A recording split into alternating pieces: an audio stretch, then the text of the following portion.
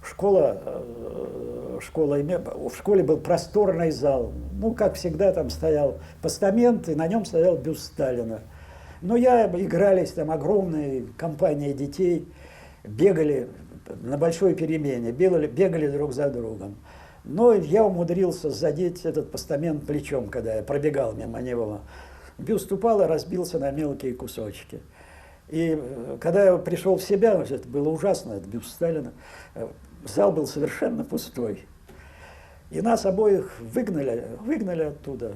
Просто сказали, уходите, и все, уходите.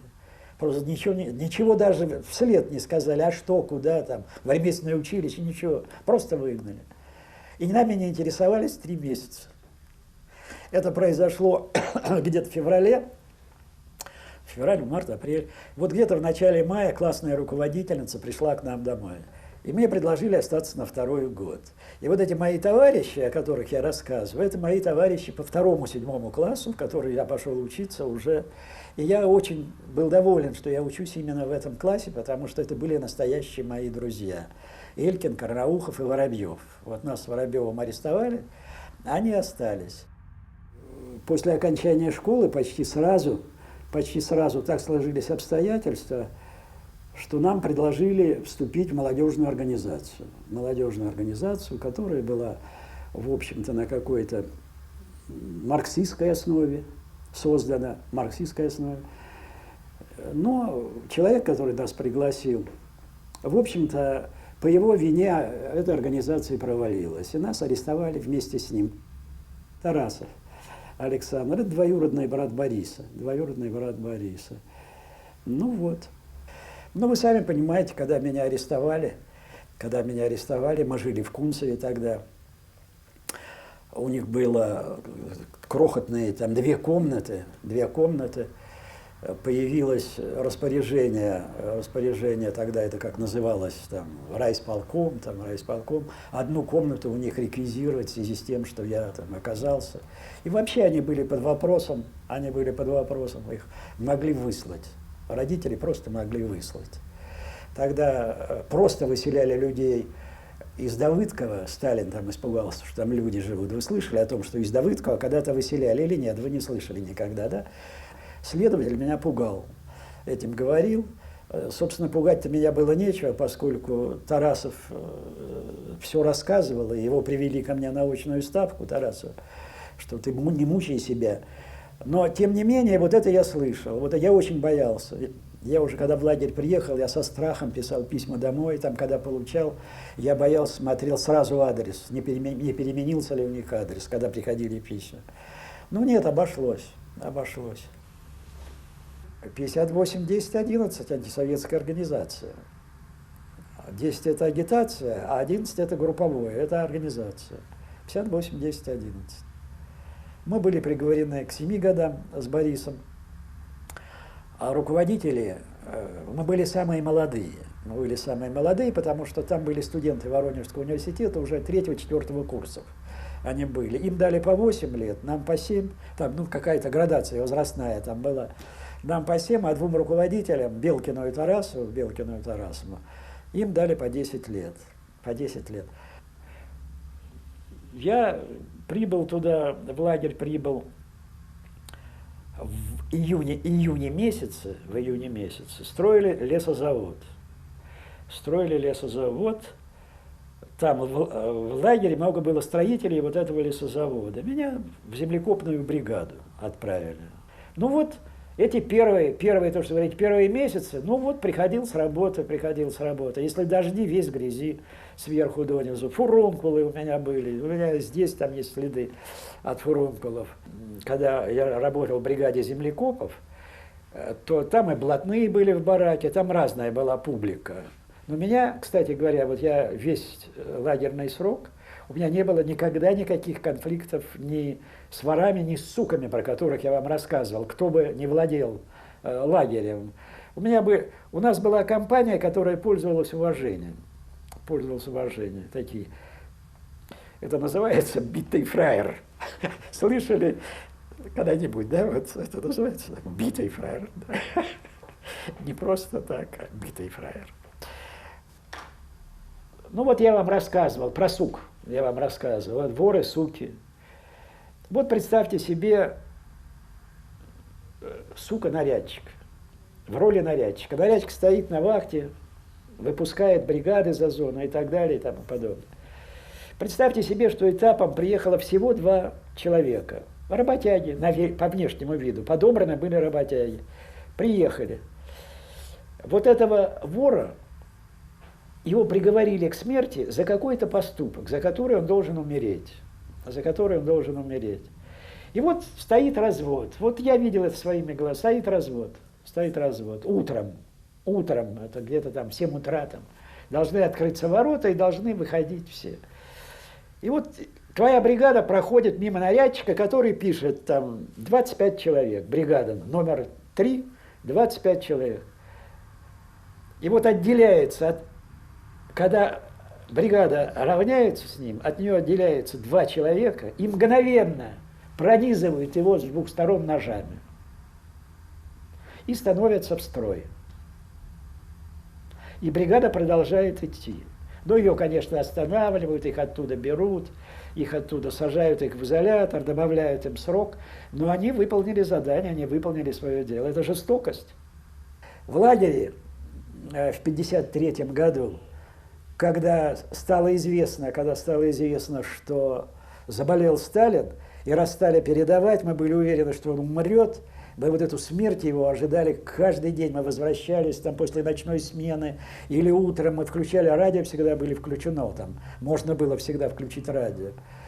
Вот. Вы слышали, как в Каргополь-лаге, я вам рассказывал, да, в Каргополь-лаге с утра до вечера Владимир Кабо слушал классическую музыку. Вот такая же классическая музыка, это, видимо, какое-то было общее распоение у нас было.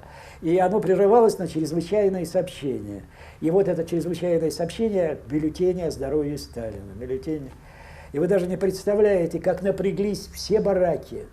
И там на этом. Те, кто приходили с работы, спрашивали, нет, вот еще не умер. Ну как относились, как к врагу. Как к врагу. Мы пришли после ночной смены, мы лежали в постелях, уже легли, было включенное радио, и вдруг голос Левитана, безусловно, голос Левитана. И по его голосу, как только он стал говорить, по первому слову, которое он произнес, что страна, наша страна, там, я уж там не помню, значит, понесла, там, все, мы все встали. А потом стали кричать и аплодировать. Вот как это было. А потом все выбежали из бараков. Слава Богу, у нас не было его бюста, этого самого. А в некоторых лагерях Сталин стоял на площадках перед воротами, рядом с воротами, на площадках. Так бросали веревки, надзиратели прятались в эти дни. Надзиратели, они не входили в зону по 2-3 дня. Что творилось в лагерях? Ус умер. А все говорит, ну, грузины до 100 лет живут. Когда эта проблема обсуждалась, то говорили, не, бесполезно. Даже когда он заболел, не, бесполезно, грузины живут до 100 лет. Ну вот, и он умер. А после смерти Сталина все пошло к освобождению. Да. Все пошло к освобождению после смерти Сталина. Все пошло быстро. Приехал фотограф,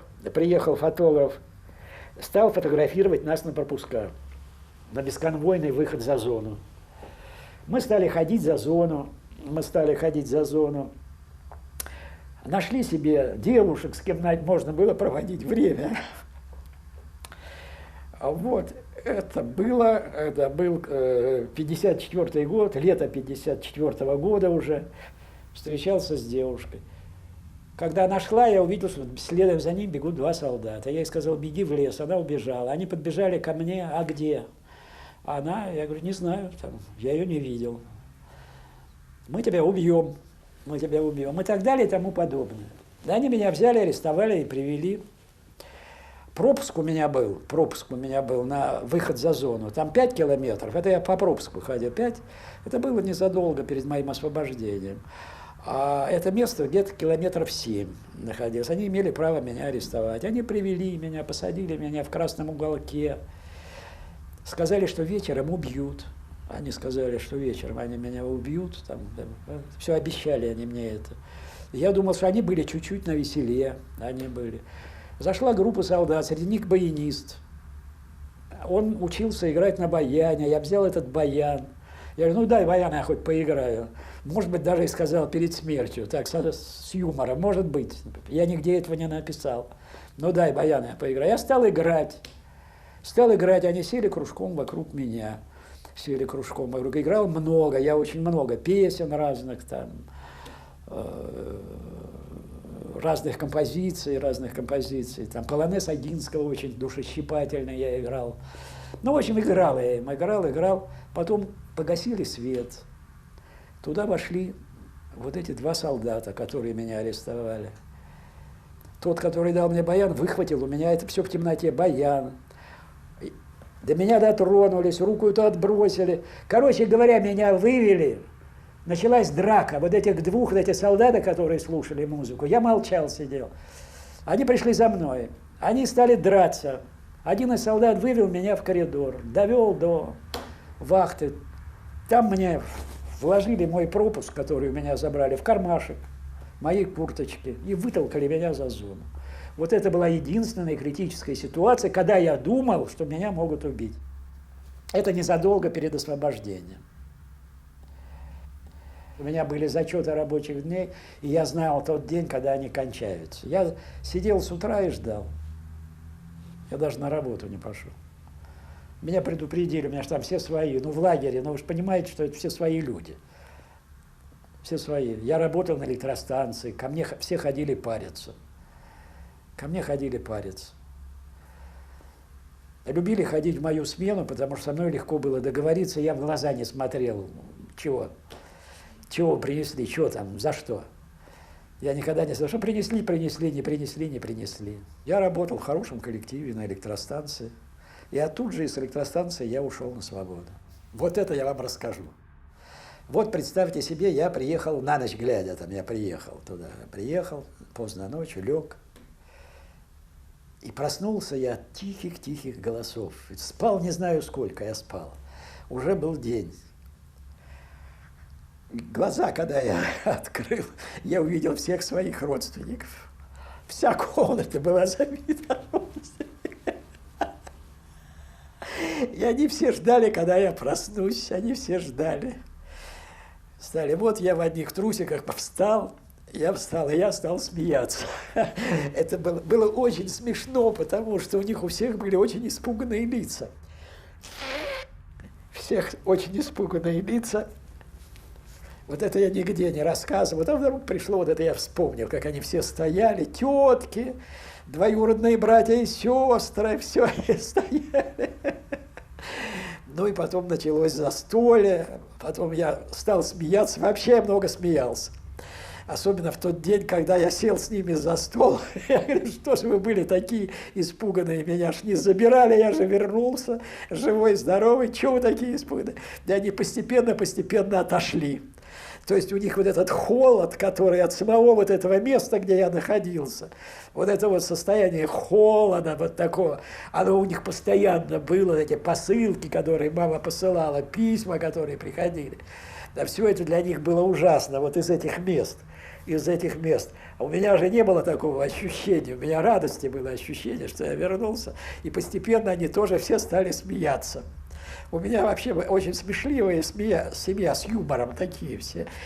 Вот и все стали, вот вроде Матвея, вот такого вот, как Матвей, вот шутит сейчас, вот они вот так же все шутили вокруг. Ну вот, видите.